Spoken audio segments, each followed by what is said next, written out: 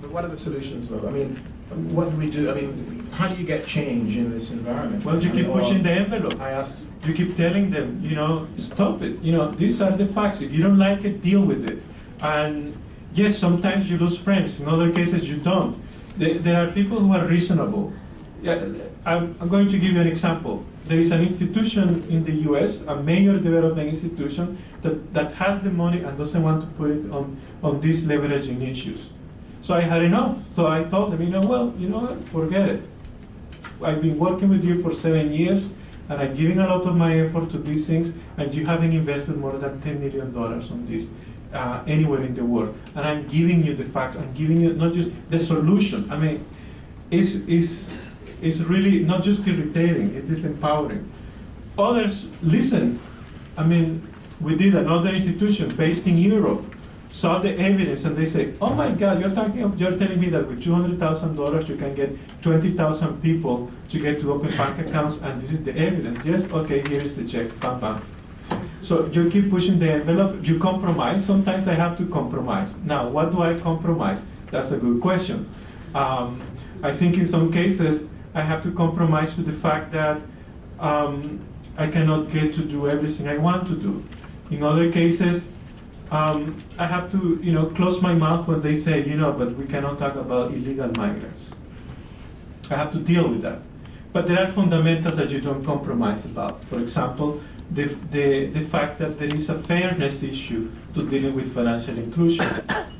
And I think being transparent and pushing the envelope gets you far. I mean, I was telling to a colleague, there are two ways of resistance. One is strategic and the other one is principled resistance. Let's be strategic.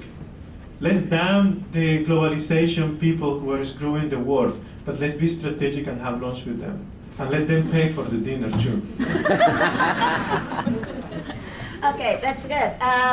Maybe it's now time to ask one or two comments or questions from the audience, and then we move to the next question, which I would like to wrap up because of the time. I see that. Would you like to say something? Yeah.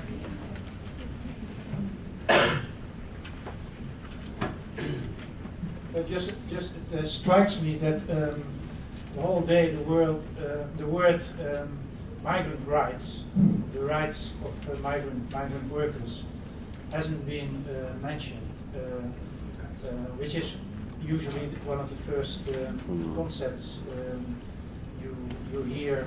I've heard since I only 5 months. I try to get grip of the whole problem of migration and development. And given Chuku actually referred to it when he said in the position of Ronald, I would legalize all these migrants that apparently don't have the rights that they should have, because having the rights would have legality as well. But it refers indeed to undocumented migrants and a lot of migrants that don't have papers and therefore, it was referred to don't have bank accounts and are not enabled to get remittances. At least that's what I understand of it.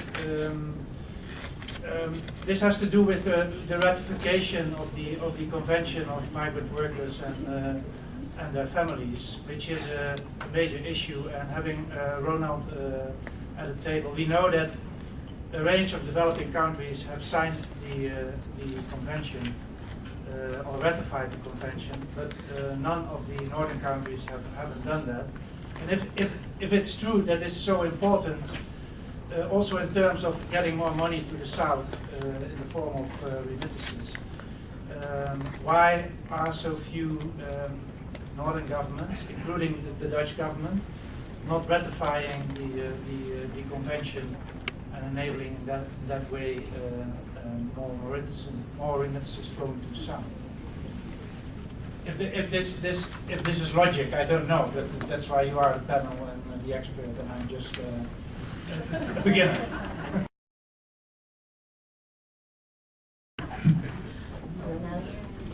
I don't know if I have the authority to speak on behalf of the Dutch government. I actually don't have a clue. I'm not involved on this issue of migrant rights. I don't have a clue. But I'm sure there's many ministries involved, and this is not a Ministry of Development Cooperation First competence. This is probably more a Ministry of Justice in consultation with several other ministries. But you know we have coherence these Yeah, days, we and have. policies. We even have a coherence unit in Yeah. our ministry. I'm sure they So we get know back more to about it, this. Ronald. Yeah. We come back to it as Oxfam Novib. Okay. I call you in a week. Fine. You can discuss with justice and. They put you in touch with the coherence. The coherence unit. Ah, Yeah. no. He'll give you a look here. Not good enough. Would you like? When you speak about that situation, migration and development, actually they put it together. And when you talk about the asylum seekers, refugees, migrants' rights, there seems to be under the Ministry of Labor and the Ministry of Justice. And they try, I think, to separate the two issues. I think consciously, so that the discussion on development will not always be because of the issues, the delicate issues on migrants' rights, like the UN Convention, and no other European countries have signed the UN Convention, not have ratified. In a discussion of human remittances, at least not spoken, but I think people would try to evade that issue, because once they start that issue, they will never be able to go back to the discussion on remittances. But I think it's true that there must be coherence, because when you speak about remittances and then the migration is not being talked about, and you talk only about the blue card, for instance, but not about the undocumented migrants. That is where the gaps in our law, and it is not only in the Netherlands, but in many countries. So I think that will be the challenge in October, the Global Forum for Migration and Development, maybe to talk about this, or they are related or not. But and it's true, the comment is valid, that in many cases when the topic of the conference is remittances, there is no discussion about migration per se, migrants' rights, or whatever.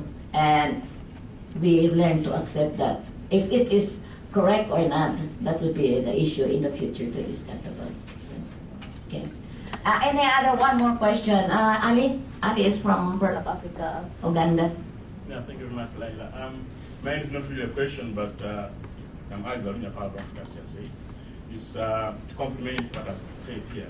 That's correct that really the migrants have, remittances have a role in achieving the Millennium Goals.